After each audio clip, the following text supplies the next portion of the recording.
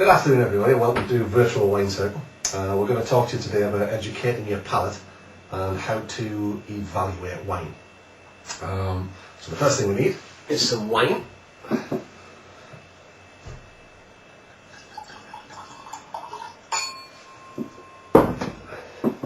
Cheers. This kind of glass works really well because as you can see it kind of closes at the top. Now that holds the aromas of the wine just in the top of the glass here, so you can actually stick your nose in and have a good sniff. But first what we're going to do is we're going to have a look at it. Wine's very pretty, so it's nice to look at it. So hold the glass at a 45-degree angle if you like, which is ideal. And it's not always easy to see through it. Put it against your hand, that works. Better still, piece of paper, and hold it against that. You can get a clear idea then of what's going on in the wine. Now looking through the wine like this can tell you an awful lot. And it can tell you about how old the wine is. And the next slide that follows this will give you an idea of what you're looking for in a mature wine and in a young wine. A young wine is darker in the middle and then leads to lightness at the edge, perhaps with a little watery rim around it. You'll see that on the slide. A more mature wine is an even colour all the way through and then has a little sort of tint of orange around the outside. Now that's much clearer in a red wine than it is in a white. But it is still there. Just keep practicing with that and try it. Every glass of wine you pour now, evaluate it. It's not poncy, it just helps you to understand the wine a little better. It's even better if you can break your finger beforehand and look like a complete nonce when you're drinking it.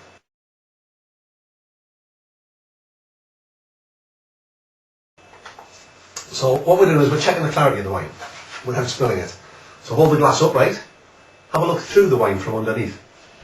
Hold it against the light. Sunlight works better obviously. Are there any particles in there?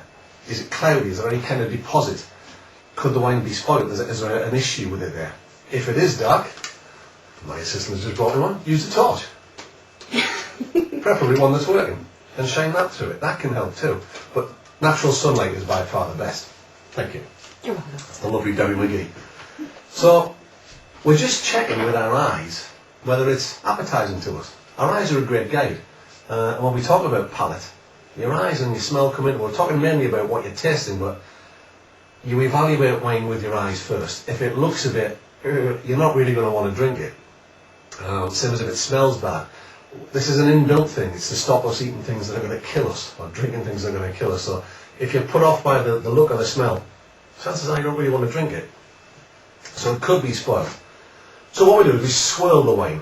Now again, it's not some poncy ritual. What we're doing is we're looking at the side of the glass.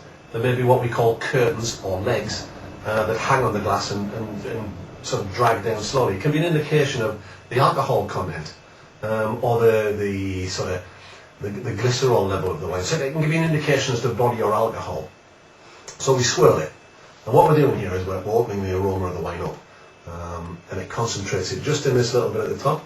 So we sniff, stick your nose right in the glass and bring the glass to your nose. And take a good sniff. Ooh, nice berries. Swirl again, sniff, swirl, sniff. And there's only so long you can do that because your nose gets kind of tired and you need a little bit of a rest. And then go back to it. But you're getting an idea of, is it what it's meant to be? This is very fruity. You can really get some berry scent on there. Now, the aroma wheel we'll talk about in a future talk about how to evaluate the wine. And the aroma wheel, which you'll find as a download on the site, you start in the middle, and it gives you an idea of what was the initial smell. And then once you've got that, you move to the next bit. And it just helps you to build some wine descriptors. You know, it's nice to be able to I smell that, and I smell red berries, which I smell elderberries too. But I can also smell that there's a tiny bit of residual sugar. Now, we all smell different things, we're all better at picking things up. But we give it a good swirl, give it a sniff, and then we're ready to have a drink. This tells me that I think it's going to be quite fruity in my mouth, so don't just drink it and swallow it. Give your palate a chance to taste this. What we're going to do is we're going to chew it and roll it right around your mouth. Make sure that every part of your mouth is coated.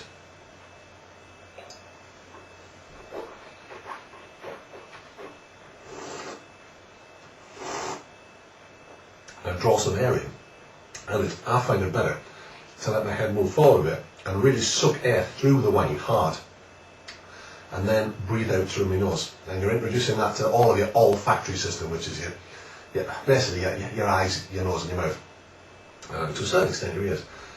So what we're doing then is tasting it, and that's just confirming what you saw and what you sniffed. And it is indeed red berries. I can also now get a little bit of tannin on there, which is very pleasant in this kind of wine. But you wouldn't want a lot of that in a white wine.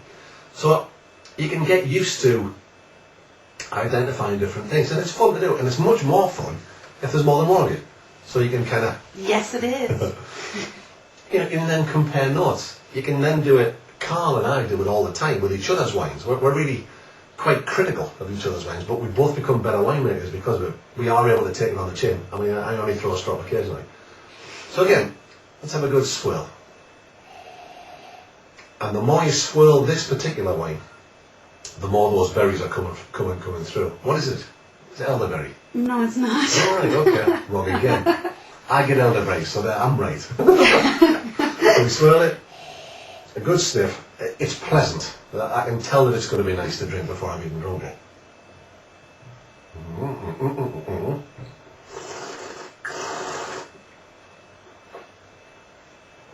And then finally, as I swallow the wine, you know the thing that your mum told you not to do?